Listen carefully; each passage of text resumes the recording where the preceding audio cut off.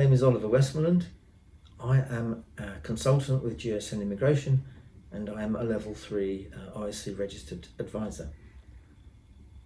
In today's video, I'm going to discuss how you can apply for or how you can achieve indefinite leave to remain based on a partner visa, a spouse visa, a civil partner visa or an unmarried partner visa. Please subscribe to our YouTube channel and click on the bell icon so that you continue to watch our hopefully interesting videos about UK visa and immigration advice. Settlement, what is it? Well, it could be indefinite leave to remain, it could be settled status. They both qualify as settlement. Settlement means that you can live in the UK for as long as you like, and you can work, you can study, you may be able to claim state benefits to which you're entitled. You can live in the UK happily for as long as you like. You can leave the UK. You may be able to come back. That's something that we're going to go into a bit later. But basically, you can live in the UK as long as you like without time limit. Hence the traditional expression indefinite leave to remain. You can stay in the UK indefinitely. How do you get settlement? Now, there are different ways. I'm sure you've heard of settled status under the new European rules. This is a way of acquiring settled status on the basis of having pre-settled status for 5 years. That's fairly simple, reasonably straightforward. Rather more complicated is obtaining settlement under the Appendix FM immigration rules. Should I say the dreaded Appendix FM immigration rules, which are fairly complicated. Try and make it simple. You can be a partner. You have a sponsor who is British or settled themselves, or perhaps a refugee, or perhaps somebody who holds humanitarian protection leave, or perhaps somebody who holds settled status. You have a sponsor, and this person could be your spouse, your wife or husband, could be your civil partner, your same-sex partner, could be your unmarried partner. Whichever, the rules are pretty much the same. The slightly complicated part is that there is a 5-year route and a 10-year route to settlement.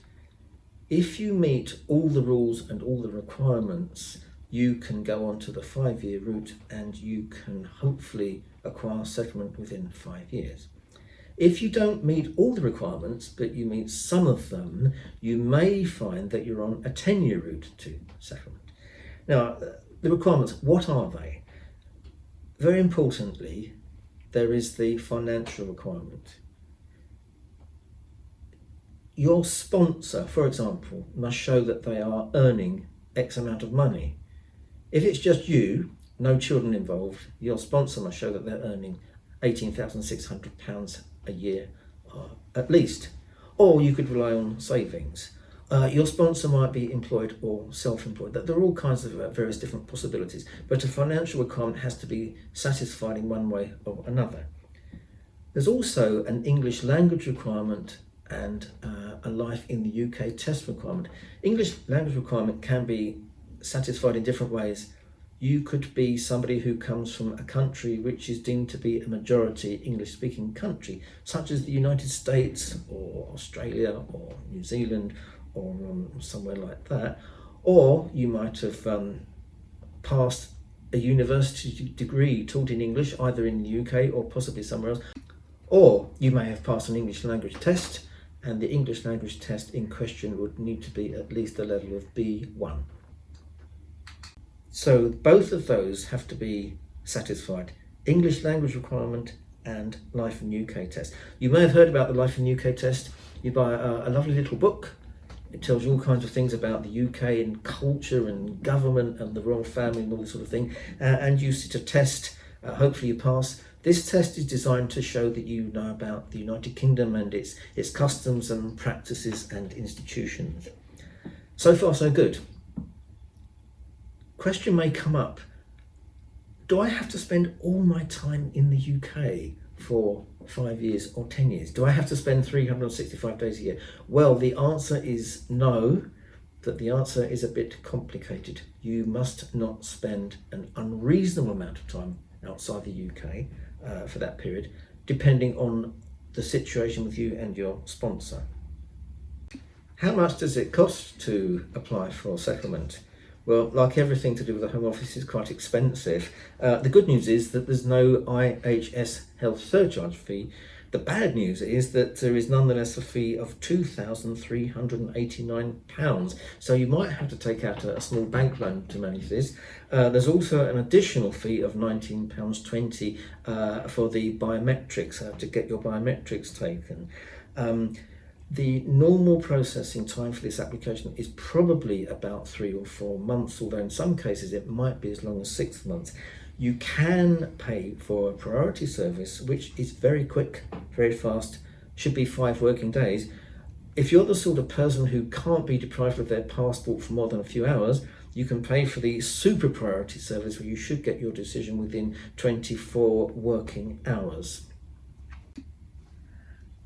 Lovely. Thank you very much, Oliver, for this interesting vlog about settlement and the routes and the advantages, etc.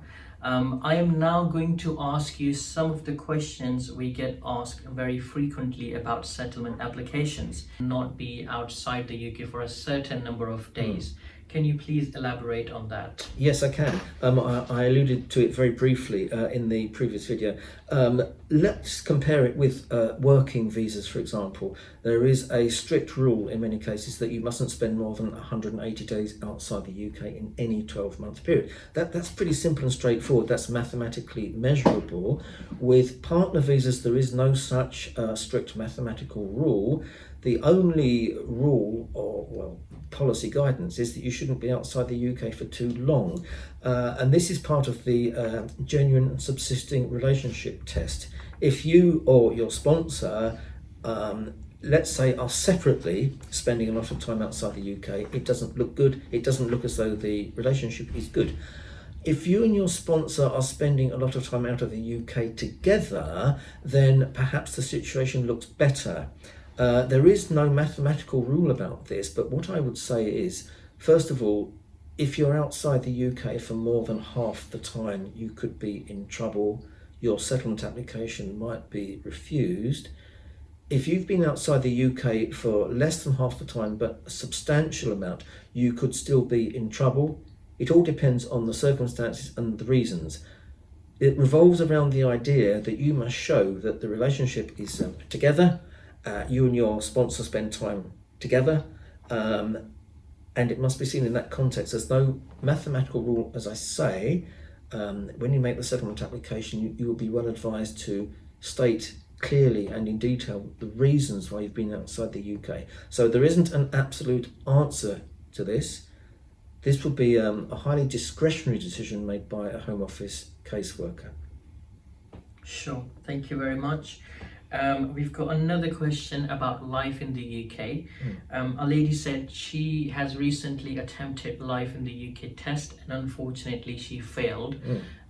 She wants to know, is there any limit on the number of times she can sit for this exam? She intends to sit in a couple of months again.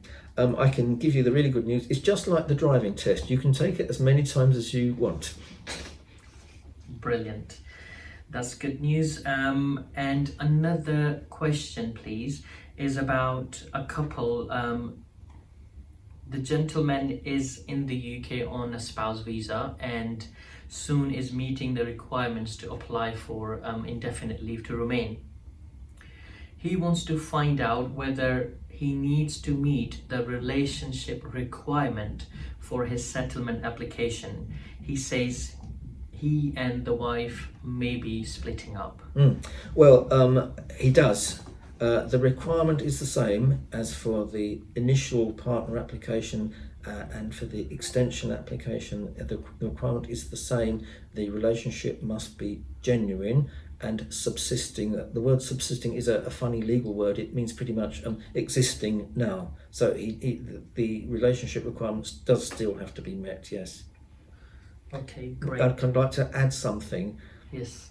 it's not a great time to break up your relationship just before you're making a visa application like this. And who knows, maybe if you work harder at it, the relationship will stay together, because speaking in a proper legal way, if the relationship is not working properly, you know, if the two parties are not together in a proper and functioning relationship, then really the visa status of the migrant, it really dies, because the visa status is based on there being a relationship. If the relationship is finished, the parties are separated, for example, then really the visa dies, because the visa is based on the relationship. So really, I think in situations like this, you want to work very hard, try again, try and keep the relationship going. Lovely, very true. Thank you very much, Oliver. My pleasure.